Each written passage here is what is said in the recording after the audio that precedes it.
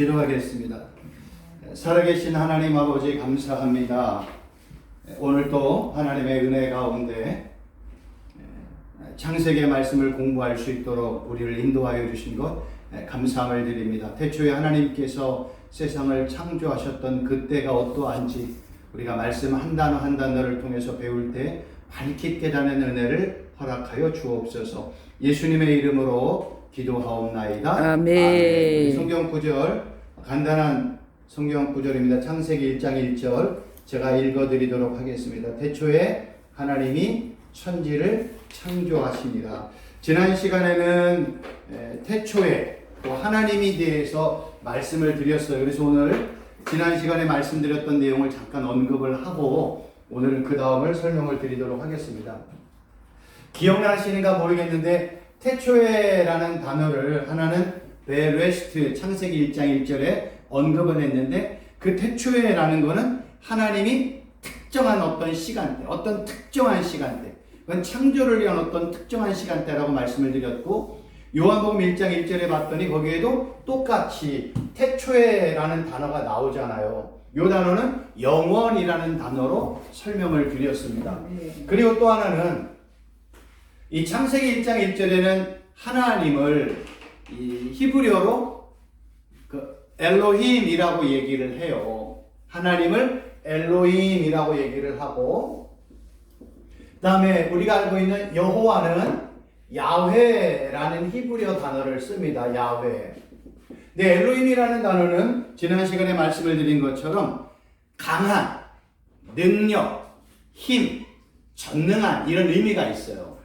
그리고 야훼, 여호와라는 것은 스스로 있는 자, 영원히 존재하시는 스스로 있는 하나님임을 설명하고 있는 게 여호와라는 단어의 뜻입니다.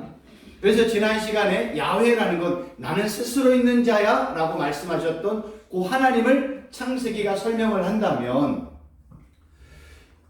이 복음서를 봤더니 마가복음 6장 50절에 지난 시간에 말씀을 드린 것처럼 예수님께서 밤중에 바다 위로 걸어오실 때 제자들의 마음에 이거 유령 아니야? 이런 두려움에 싸서 유령 아니야? 라는 두려움에 싸서 외쳤을 때 예수님께서 뭐라고 말씀하셨냐면 내니 안심하라, 두려워하지 말라 라고 얘기해요.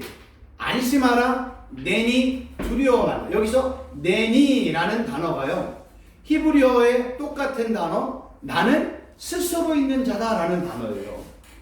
이 요한 사도가 마가복음에 있는 이 마가가 의도적으로 내니라는 단어를 사용한 이유는 바로 뭐냐면 창세기에 언급되었던 그 여호와 하나님, 야훼 하나님과 지금 마가가 내니라고 얘기할 때 에고 에이미, 헬라어로 그거거든요. 영어로는 I am who I am. 우리 한국말로 여기 있더니 나는 스스로 있는 자다, 아니면 내니라는 단어거든요. 이 똑같은 상황을 언급을 하고 있는 것은 예수 그리스도가 바로 여호와 하나님이심을 증거하고 있다는 거예요. 성경은요, 이 구약과 신약 전체의 핵심은 하나님과 예수님이 핵심이에요. 성경은 그러잖아요. 예수님이 뭐라고 얘기했냐면 모세오경과 시편과 선지서는 다 누구에 대한 이야기다? 예수님에 관한 이야기라고 예수님이 말씀하셨어요. 그리고 지금 창세기를 기록한 모세가 야훼 하나님, 스스로 존재하는 하나님이심을 증거를 했고, 마가가 마가복음 6장 50절에서 그 바다 위로 걸러오시는 그 예수님을 내니 나는 스스로 있는 자야 라고 강조했던 이유도 지금 성경은 야훼 하나님과 예수 그리스도는 삼위일체 하나님이심을 증거하고 있다는 얘기예요. 이게 핵심이라는 거예요. 성경의 핵심은요, 예수 그리스도예요. 그래서 성경은 의도적으로 이 예수님이 누구이심을 우리에게 설명을 하는 거예요. 예수님이 누구예요? 여호와 하나님이세요. 예수님은 누구세요? 창조주 하나님이세요. 예수님은 누구세요? 우주 만물의 진짜 주인이심을 지금 성경이 증거하고 있는 거예요. 그래서 제가 지난 시간에 요한복음 1장 1절과 창세기 1장 1절로는 싱클로율이 똑같다 얘기했어요. 이 싱클로율이라는 건 뭐냐면 이 원본 사진과 합성 사진이 거의 똑같은 거를 얘기해요. 제가 그래서 하나 찾아왔어요. 여기에 내용을 보면 거의 다 똑같아요. 근데 여기 동그라미 쳤던 이 부분만 잠깐 조금 틀리게끔 언급된 걸 제가 찾아왔거든요. 그러니까 이 원본과 이 복사본의 이 내용이 거의 똑같은 거를 싱클로율이 거의 똑같다라고 이야기를 합니다.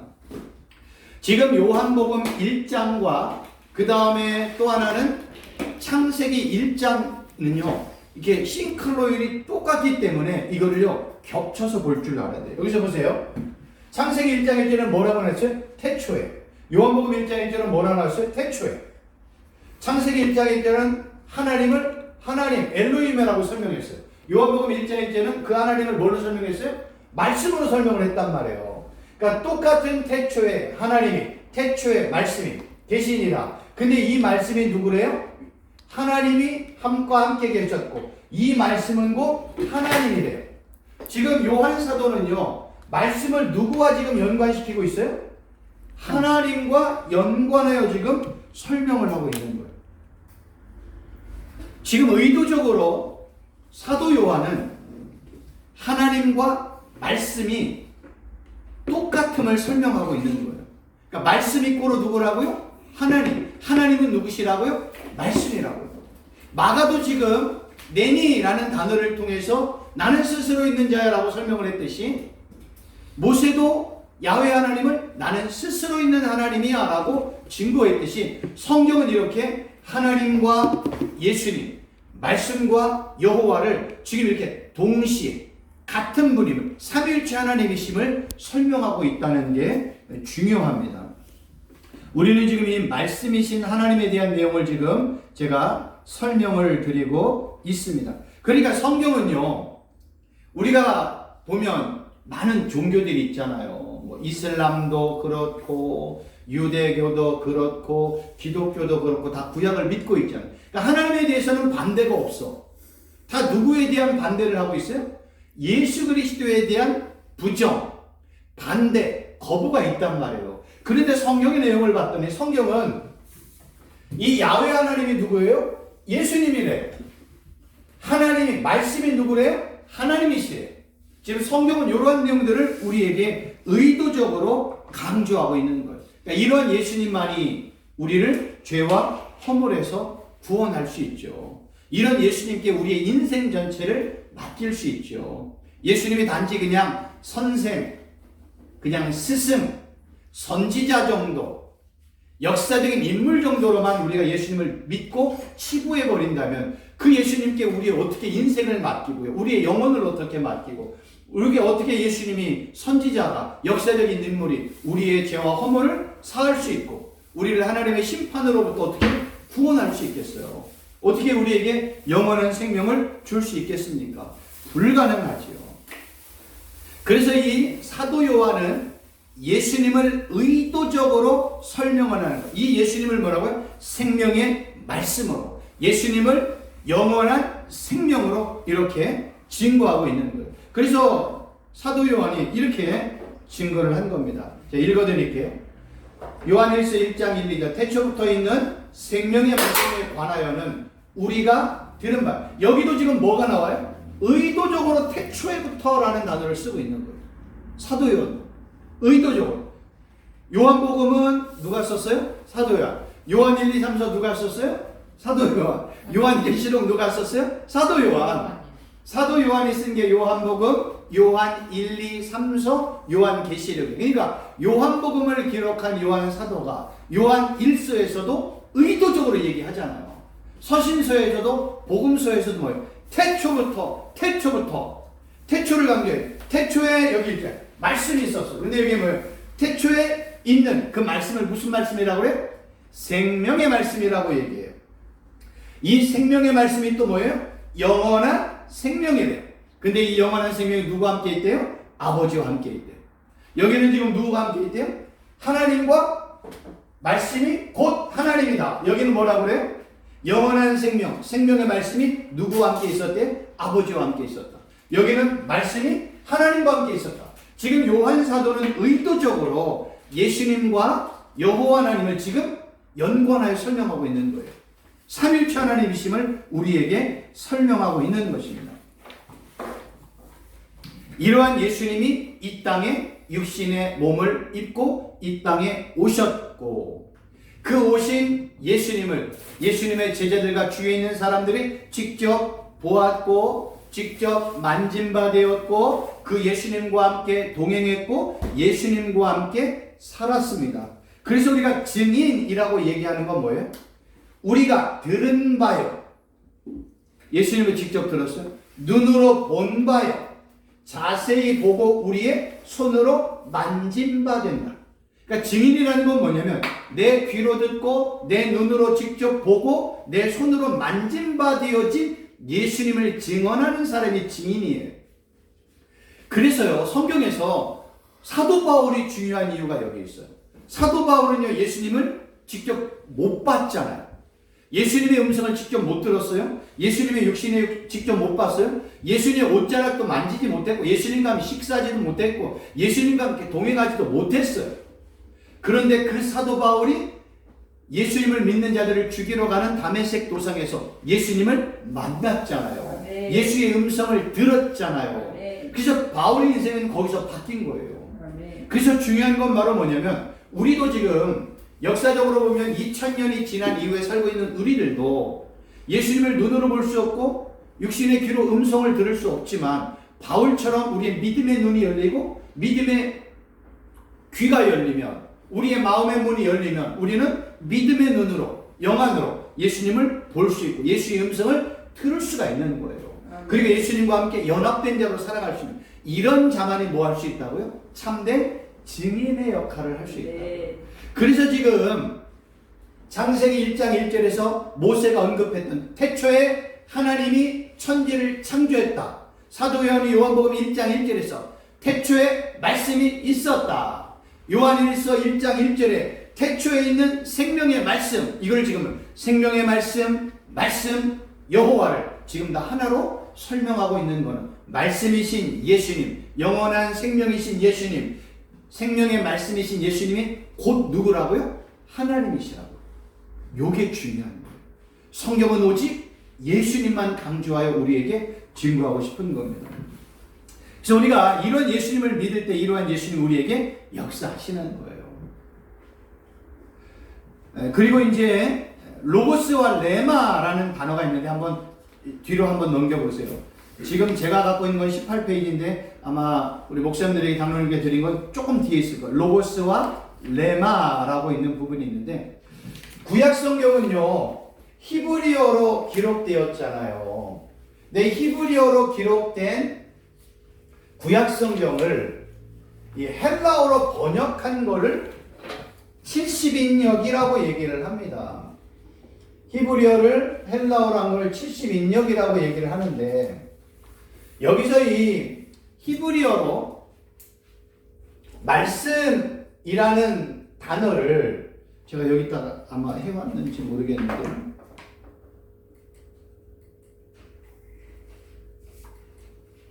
제가 아마 여기다 해왔나 모르겠네요. 여기다 해왔습니다. 여기 보일까 모르겠습니다. 여기 보면 말씀이 헬라어로 노고스고 히브리어가 따바르라는 단어예요. 근데 이 따바르라는 이 말씀을 70인역에서는 레마라고 사용을 했고요. 역사에서는 말씀 또는 명령으로 로고스를 사용했어요. 예언서도요 레마라는 단어로 사용했어요. 그러니까 말씀이라는 단어를 히브리어는 따바르, 70인역에서는 레마, 헬라어로는 로고스, 그 다음에 역사서에서는 로고스라는 단어를 말씀, 명령어로 또 사용을 했고 예언서에서도 레마라고 사용을 한 거예요. 특별히 성경에서 예언서뿐만 아니라 말씀을 레마라고 설명한 이유는 하나님의 말씀이 그냥 단순한 말씀이 아니라 뭐예요? 하나님의 말씀임을 강조하고 있는 거예요. 레마라고 얘기하면 이거 하나님의 말씀이야 라는 걸 강조하고 있는 거예요. 그래서 이 헬라어 로고스, 말씀이라는 단어가요. 하나는 일반적인 의미로도 사용이 되었고 이 단어가 하나님과 예수님과 연관하여 사용이 되었어요. 이 로고스라는 단어의 의미가 일반적인 의미로 보면 여기 엄청나게 많아요. 이성, 개념, 논리, 수집, 계산, 목록, 대화, 언사, 언어, 의경, 말씀 너무 많죠. 이런 것들을 정리를 해보면 로고스는 그냥 표면적인 말, 언어, 메시지라는 의미라는 거예요. 그런데 이 표면적인 말, 언어, 메시지라는 로고스라는 단어가 하나님과 예수님과 연관하여 사용이 되어지면 그 말, 언어가요. 하나님의 말, 하나님의 말, 예수님의 말, 다른 말로 표현하면 하나님의 말씀, 예수님의 말씀이라는 거예요. 그래서 이런 말씀을 들어본지 모르겠어요. 설교 중에 하나님의 말씀을 로고스로 듣지 말고 레마로 들어야 된다. 아마 이런 얘기를 들어보셨을 거예요. 그 얘기는 뭐냐면 우리가 그냥 글자, 성경에 나와 있는 이 글자 있잖아요. 이 글자를 그냥 단순히 문자 수준, 글자 수준, 언어 정도의 수준으로 우리가 하나님의 말씀을 들으면 그냥 그거는 죽은 문자, 죽은 글자에 불과해요. 왜냐하면 죽은 글자와 죽은 문자에는 생명이 없잖아요. 근데 어떤 사람은요, 하나님의 말씀을 그냥 성경 속에 기록된 말씀 정도로만 믿던지 아니면 문학 수준 정도, 다른 역사책들과 같은 그 정도의 수준으로 치부해버린단 말이에요. 만약에 그렇게 치부해버리면 하나님의 말씀에는 힘도 없고요, 능력도 없고요, 권세도 없습니다. 그래서 하나님께서는 우리에게 말씀을 줄 때 로고스라는 그냥 표면적인 말, 언어, 문자라는 그 글자 안에 진짜 하나님이 우리에게 말씀하고 싶은 하나님의 숨겨진 말씀, 레마로 주었다는 거예요. 그래서 우리들은요, 죽은 문자, 죽은 글자 안에 숨겨져 있는 그 하나님의 말씀, 생명의 말씀, 진리의 말씀, 살아있는 능력의 말씀, 하나님의 음성으로 들을 줄 알아야 돼요.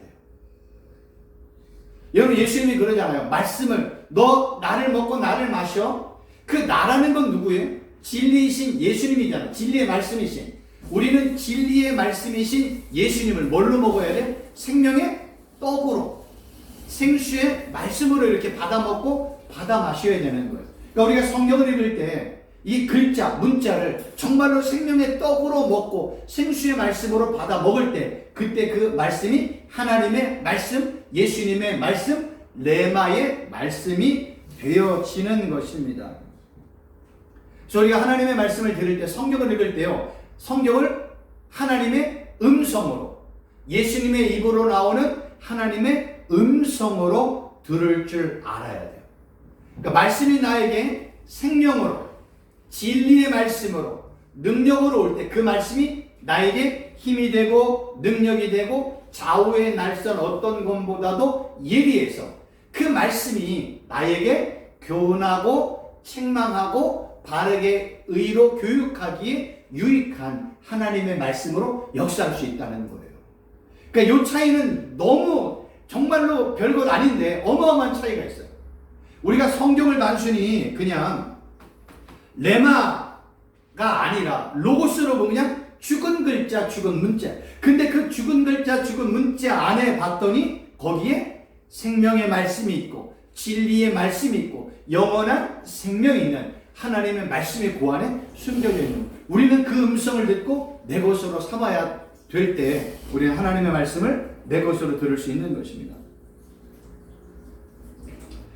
또 하나는요, 이 로고스와 연관해가지고 사도 요한은요, 이 로고스를 누구와 연관하여 설명을 했냐면 예수님과 연관해 설명했어요. 그래서 아까 제가 지웠네. 요한복음 1장 1절에 태초에 말씀이 있었잖아요. 그 말씀은 로고스를 지금 누구와 연관하고 있는 거예요?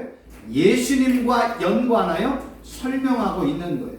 지금 사도 요한은 좀 의도적으로 예수님을 우리에게 설명할 때 뭘로 설명하냐면 말씀으로, 말씀하시는 하나님으로 지금 예수님을 설명을 하고 있어요. 왜냐하면 창세기 1장에 보면 여호와 하나님께서 천지를 창조하실 때 뭘로 창조하셨어요? 말씀으로 창조하셨잖아요. 그래서 하나님께서 빛이 있으라, 궁창이 있으라 하면 빛과 궁창이 생겼잖아요. 지금 사도 요한은 의도적으로 창세기에서 강조하고 있는 여호와 하나님, 말씀으로 세상을 창조하셨던 그 엘로힘 하나님을 사도 요한은 요한복음 1장 1절을 뭘로 설명하고 있어요? 말씀하시는 예수님, 진리를 말씀하시는 예수님이심을 설명하고 있는 거예요. 여기서도. 그러니까 세상을 창조했던 그 하나님과 지금 진리를 말씀하신 예수님은 삼일체 하나님이심을 설명을 하는 거예요. 지금 창세기 1장 1장의 내용을 보면 여호와 하나님이 세상을 말씀으로 빛을 그 다음에 궁창을 창조하셨잖아요. 그 동일한 예수님이 복음서를 보면 뭐예요? 예수님이 말씀하시면 풍랑이 잠잠하고, 예수님이 말씀하시면 병든 자가 치료되어지고, 예수님이 말씀하시면 죄가 용서되고, 예수님이 말씀하시면 죽은 자를 단번에 살릴 수 있는 사건들이 복음서에 지금 막 어마어마하게 기록이 되어 있지. 왜 이런 내용들을 기록했을까요?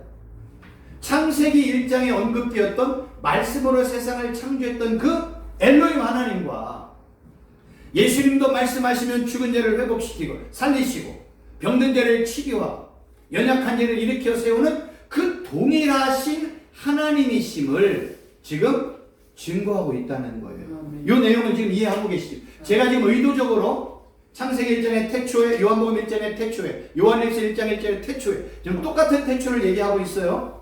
그 다음에 태초에 하나님이 천지를 창조했던 그 하나님과 그 하나님이 말씀이신 예수님과 동일한 분이시고, 그걸 요한 1서에서는 생명의 말씀, 영원한 생명이라고 증거를 했고, 또 하나는 창세기 1장 1절에서 말씀으로 세상을 창조하셨던 그 동일한 그 하나님이 이제는 복음서에서 말씀으로 사람들에게 진리의 말씀을 선포하고, 말씀으로 병든 자를 치료하고, 말씀으로 죽은 자를 살려내는 동일한 하나님이심을 지금 성경이 요한 사도가 증거하고 있는 거예요. 그러니까 결국은 뭐 여호와 하나님은 누구다?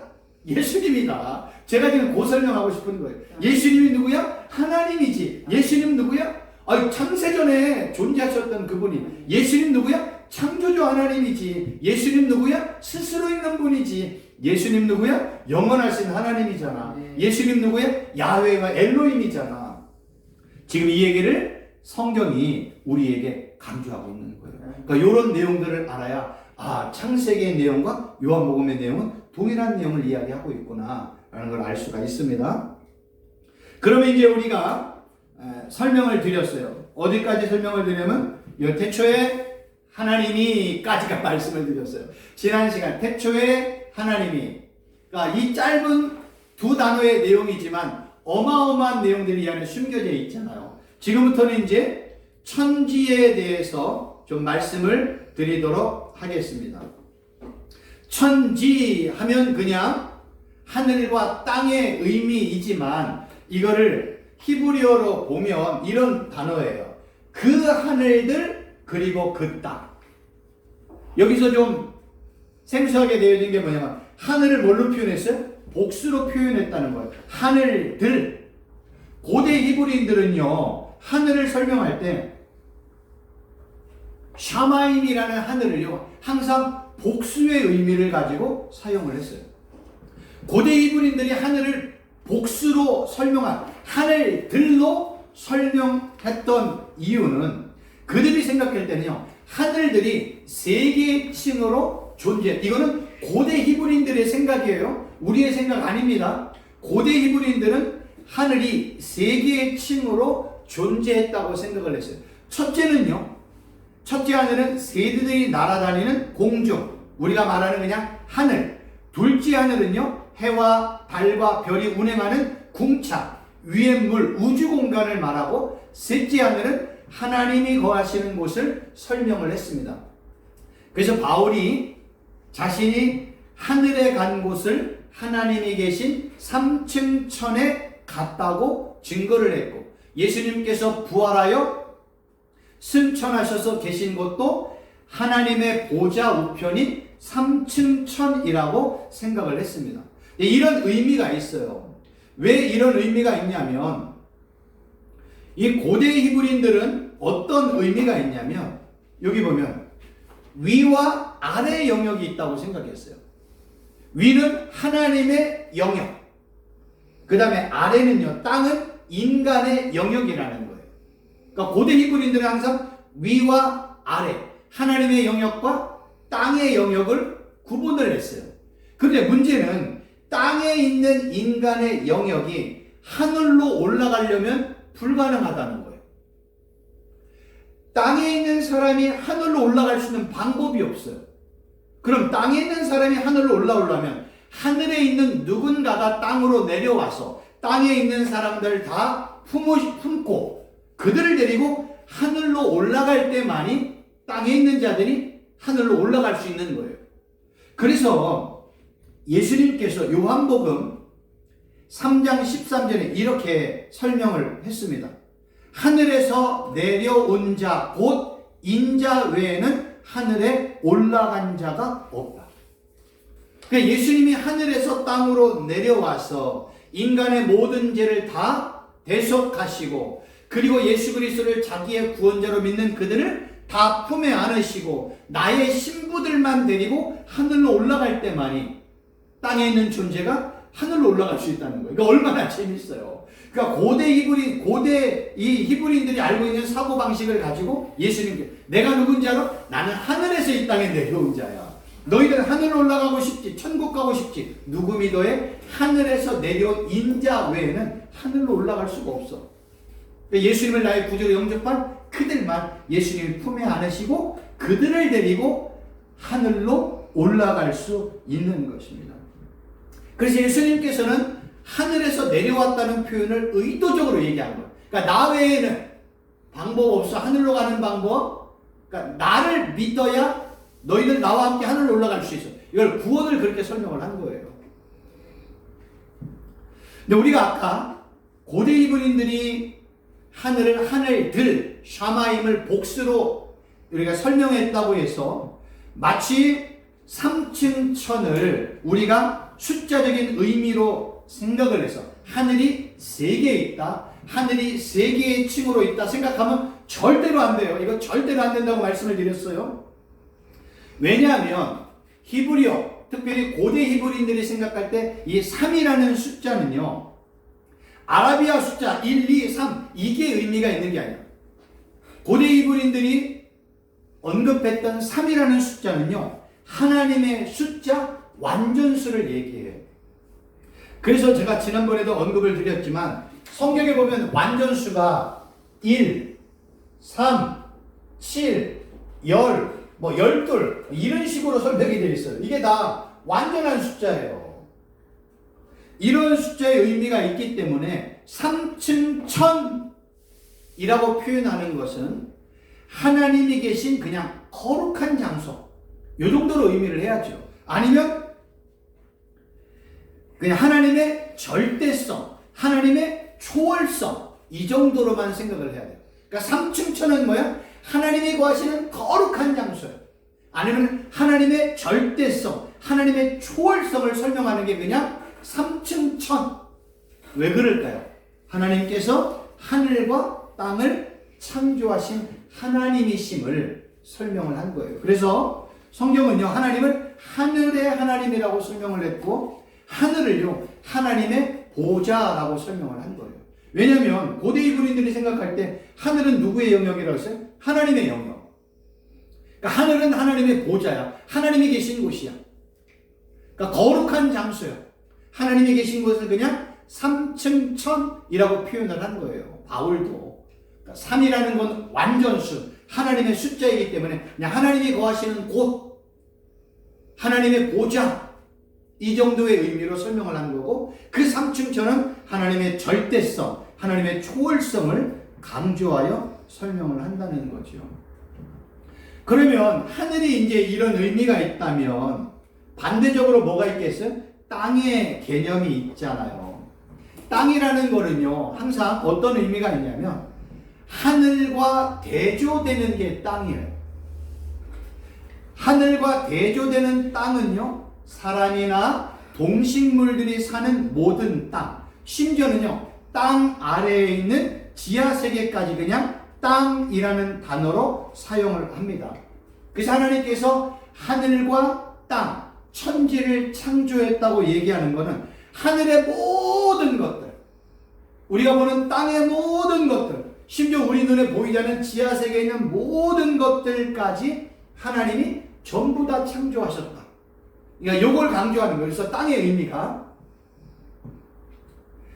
지금 이렇게 하나님과 지금 이제 구약 성경은 하나님을 강조하고 복음서는 예수님을 강조하면서 이 하나님과 예수님이 하늘과 땅을 창조했다고 이렇게 성경이 강조하고 있는 이유는 이 하나님과 예수님만이 하늘과 땅과 모든 사람들의 진짜 누구이심을 증거해요?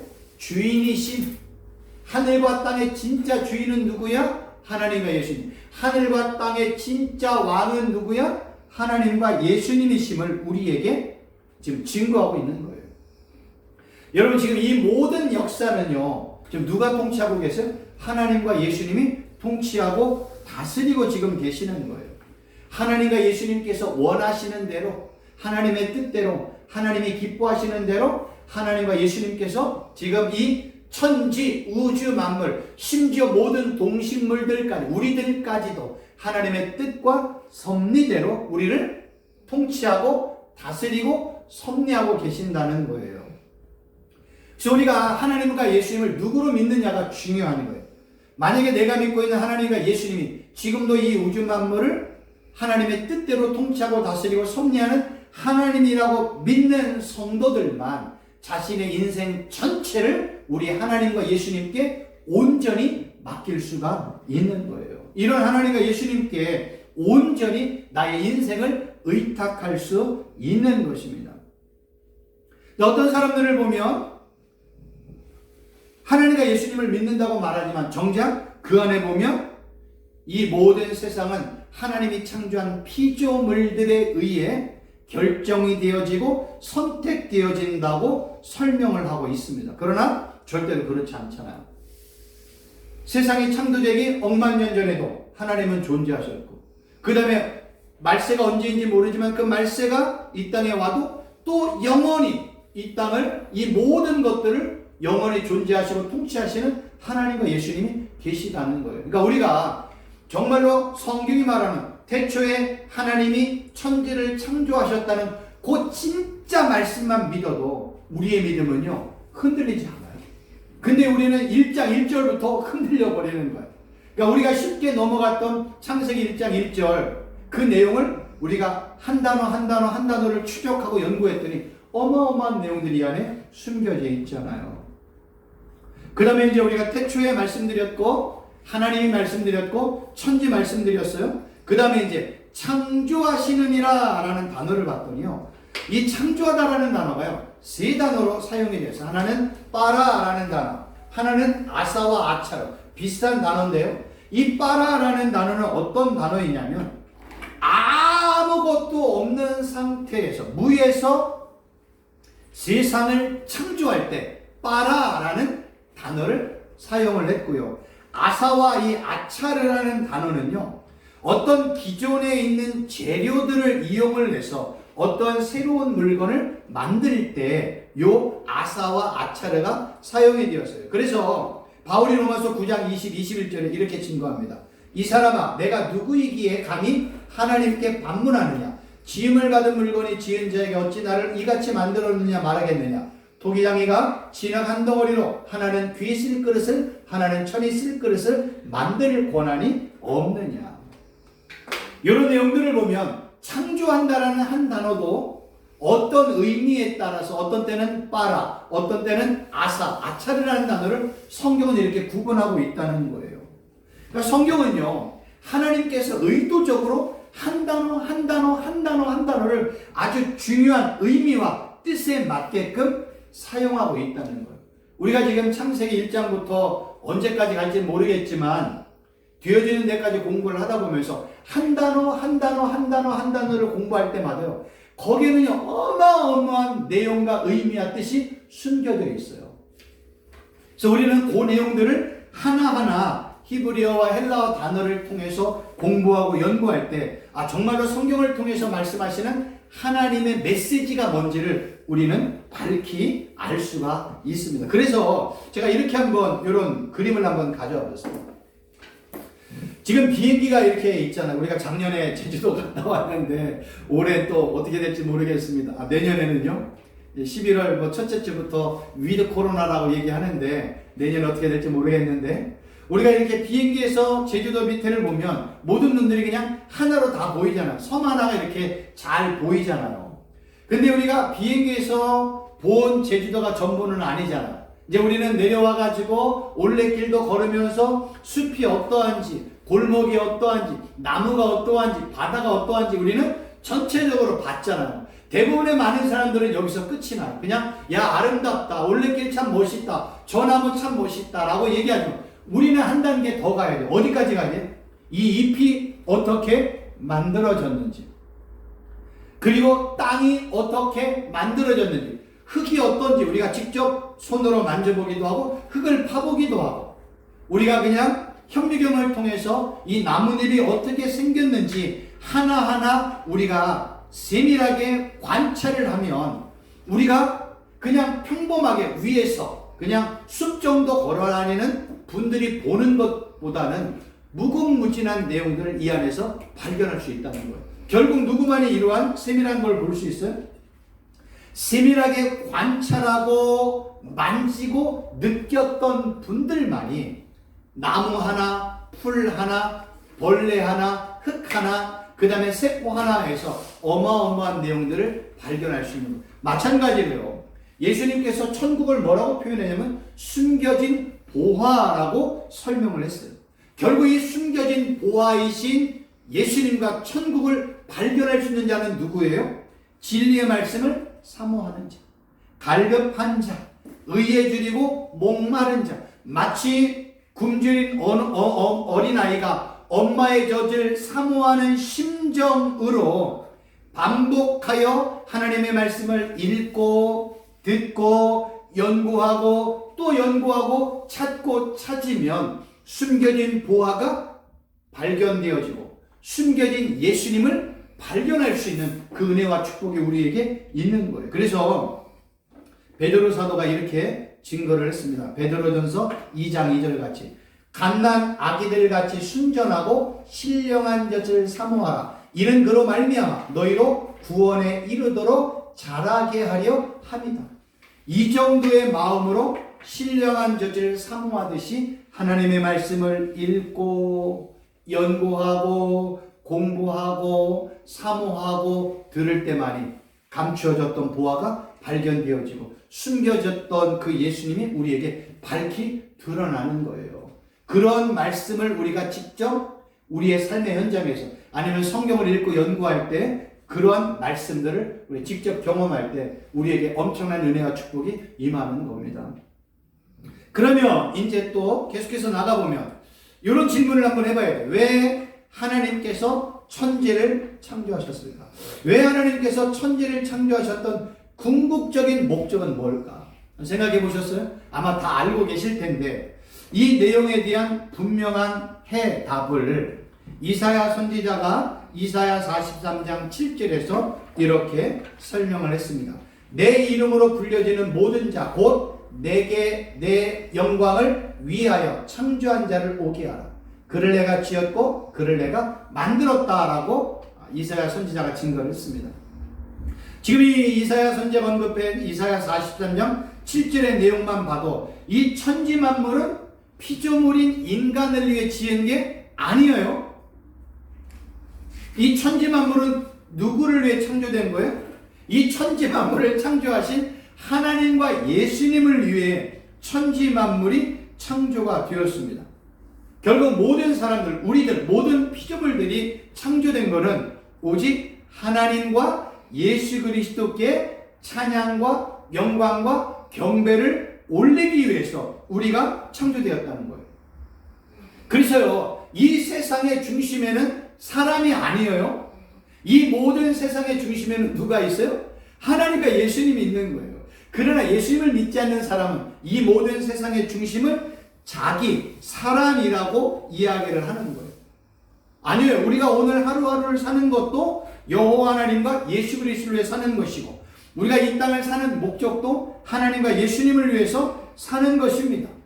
그러나 예수님을 믿지 않는 사람들은 이것을 절대로 인정하지 않습니다. 왜 그런지 아세요? 내가 세상의 왕이잖아.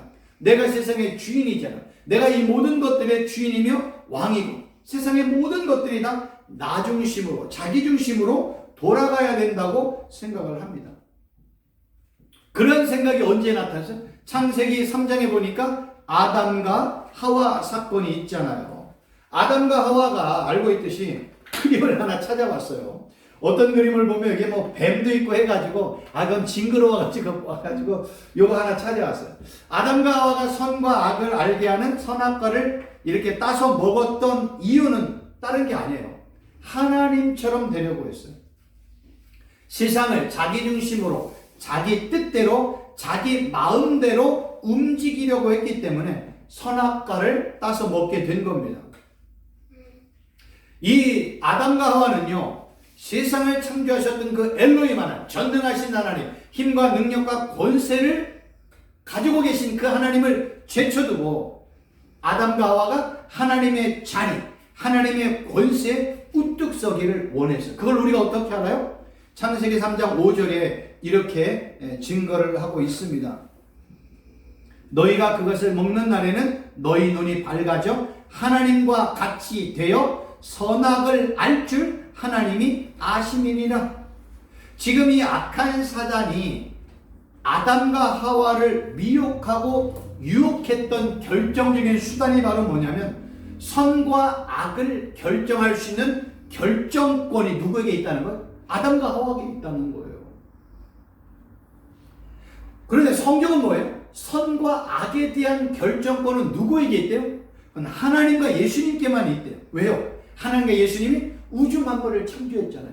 모든 피조물들, 모든 인간들을 다 창조하셨잖아요. 그리고 그 창조주 하나님은 전지전능하시네, 시간을 만드시고 시간을 초월하시는 그 하나님만이 모든 피조물들, 모든 인간들의 선하고 악함을 결정할 수 있는 결정권은 하나님과 예수님께만 있어요. 그런데 악한 사단이 미혹해서 아담과 하와에게, 야, 선악을 알게 하는 나무 열매를 먹으면 너도 하나님처럼 선과 악을 결정할 수 있는 결정권이 있어. 모든 기준은 너희들이 할 수 있어. 모든 판단은 너희들이 할 수 있어. 이렇게 유혹했던 거예요. 그 마음에 나도 하나님의 자리를 차지하고 싶고, 하나님의 권세를 차지하고 싶고, 하나님의 지혜를 소유하고 싶은 그러한 유혹 때문에 선악을 알게 하는 나무의 열매를 따서 먹게 되었던 겁니다. 문제는 뭐냐면, 악한 사단은 지금도 우리들에게 유혹하고 있잖아요. 뭐라고요? 너 마음대로 해. 네가 하고 싶은 대로 해. 내 뜻대로 해. 이걸 통해서 지금 미디어를 통해서, 텔레비전을 통해서 어마어마한 내용들을 우리에게 얘기하고 있잖아요. 야, 하고 싶은 거 안 하면 병나. 하고 싶은 건 해야지. 이렇게 우리를 부추기고 있는 거예요. 자, 악한 사단은 이런 세상의 미디어나 여러 가지 많은 매체를 통해서 우리를 너무나 쉽게 내 마음대로 결정하라고, 내 마음대로 선택하라고 우리를 유혹하고 있기 때문에 우리가 마치 그것이 당연한 마냥 결정할 때가 있어요. 그래서 똑같은 비슷한 사건이 어디 나오는지 아세요? 바벨탑 사건이에요. 바벨탑 사건. 창세기 11장에 보면 바벨탑 사건이 나오는데, 왜 사람들이 신할 평지에 바벨탑을 쌓았을까요? 그거는요, 하늘 꼭대기까지 탑을 쌓아서 자신의 이름을 온 지면에 알리고 싶다고 얘기하는 거예요.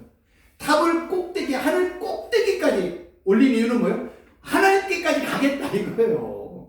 나 저 끝까지 가보겠다 이거야. 그리고 온 지면에 자신의 이름을 드러내면서 이 세상의 진짜 주인은 누군지 알아? 우리야, 우리 인간이야. 이것을 증명하기 위해서 사람들은 그 바벨탑을 쌓은 거예요. 당시 무슨 기술이 있어요. 인간은요, 하나님의 자리까지 차지하기 위해서는요, 무슨 수단과 방법을 통해서도 하늘의 꼭대기까지 바벨탑을 쌓는 겁니다. 왜요? 세상의 중심에는 누가 있어요? 내가 서 있다는 거예요. 그래서 내가 모든 것들의 중심이 있어야 돼요. 그래서 문제는 뭐냐면 이러한 생각을 가진 사람이 교회도 있습니다. 교회는 다 누구 중심으로? 나 중심으로. 심지어 가정도 내 마음대로 해야 돼. 어떤 공동체에 가도 다 내 마음대로, 내 뜻대로, 내가 하고 싶은 대로, 내가 말하면 그건 법이야. 내가 말하면 따라와야 돼. 이렇게 얘기하면 그 공동체, 그 교회, 그 가정, 그 모임 어떻게 돼요? 박살나게 되어 있어요. 성경은 이러한 거를 뭐라고 표현해요? 내 중심으로 살아가는 걸 그거 교만이라고 얘기해요. 그걸 다른 말로 표현하면 뭐라고 그래? 그 죄라고 이야기하는 거예요. 그래서 성경은요, 반복해서 우리에게 뭐라고 얘기해요? 내가 세상의 누구다? 주인이다. 내가 왕처럼 살아라. 성경은 뭐라고 그래? 예수님은 뭐라고? 야, 아니야, 최 목사, 너는 뭐야? 너 예수님의 종이잖아. 너 누구야? 하나님의 백성이잖아. 하나님의 백성, 하나님의 종은 누구의 뜻에 따라야 돼? 하나님의 말씀대로, 하나님의 명령에 의해 살아야 되는 거야.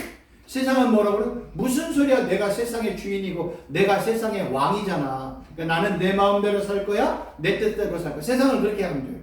그래서 성경은 뭐라고 그래? 무슨 소리야? 하나님이 왕이잖아. 예수님이 만왕의 왕이시고 만주의 주가 되시잖아. 예수님이 주인이잖아. 예수님이 통치자잖아. 그럼 너 누구 말을 들어야 돼? 예수님의 말씀에 순종하고 예수님 뜻대로 따라와요. 그래서 성경은 지목사 너는 누구야? 너 예수님의 종이잖아. 너 누구야? 하나님의 종이잖아. 하나님의 백성이잖아. 이걸 강조하고 있는 거예요.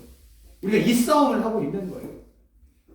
그래서 우리가 성도들이요, 늘 하나님과 예수님을 나의 삶의 왕과 주인과 통치자로 우리가 고백하고 살려면 내일이 어떤 고백이 있어요? 날마다 나를 부인하고, 날마다 내 자를 십자가에 못 박고, 날마다 예수님의 말씀에 순종하고, 날마다 예수님만을 따라갈 때 우리는 비로소 예수님의 종으로, 하나님의 자녀들로, 하나님의 백성으로 살아갈 수 있는 거예요. 여러분, 세상이 창조된 목적이 뭐예요? 하나님과 예수님을 위해서 창조가 됐대요. 우리는 이 우주 만물이 다 누구를 위해 존재한다고 생각해요? 나를 위해 존재한다고 생각하잖아요. 성경은 그렇게 얘기하잖아요. 야, 이 우주 만물 하나님이 왜 세상을 창조했는지 알아? 왜 모든 인간들을 창조했는지 알아? 그거 다 하나님과 예수님을 위해서 창조한 거야. 그 피조물들이 하나님 앞에 영광과 찬양과 경배를 올리기 위해서 세상의 모든 만물들이 창조된 거야. 성경은 이렇게 얘기하고 있어요. 근데 세상은 이걸 인정하고 싶어요? 절대로 인정 안 하지요. 이 영적 싸움이 매일매일 우리의 삶 가운데 나타나고 있고요. 예수님을 믿는 우리들도요, 여러 가지 환경과 상황을 통해서 자꾸만 우리의 마음도 혼란스러워지는 거예요. 그때 그 기준을 정해주는 게 뭐예요? 하나님의 말씀이잖아요. 그 말씀은 또 누구래요? 예수님이네. 그 예수님은 누구래요? 하나님이래요. 성경은 이렇게 설명하고 있어요. 하나님이 누구야? 예수님이 하나님이지. 예수님이 누구야? 말씀이지. 로고스잖아. 근데 로고스로 들으면 안 돼? 로고스 안에 숨겨진 뭘로 들어야 돼? 레마, 하나님의 음성, 하나님의 말씀으로 들어야지. 그 말씀 나에게 생명이 되고 능력이 되고 권세가 되고 생명이 되고 생수의 말씀이 된다고 성경은 이렇게 증거하고 있는 거예요. 여러분 기억하세요. 성경의 핵심은 누구예요? 예수님이에요. 그 예수님임을 창세기 1장 1절부터 지금 성경은 기록해 나가고 있는 거예요.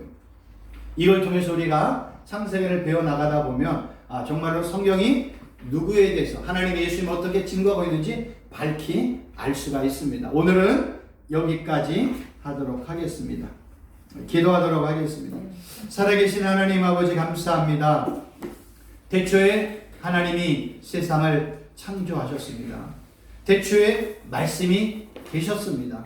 성경은 이렇게 하나님과 예수님을 삼위일체 하나님이심을 증거하고 있습니다. 우리가 이런 말씀을 통해서 밝히 예수님이 어떠한 분인지 분명하게 깨닫고 믿고 경험하는 복된 우리들 되게 하여 주옵소서. 예수님의 이름으로 기도하옵나이다. 아멘. 수고하셨습니다. 수고하셨습니다.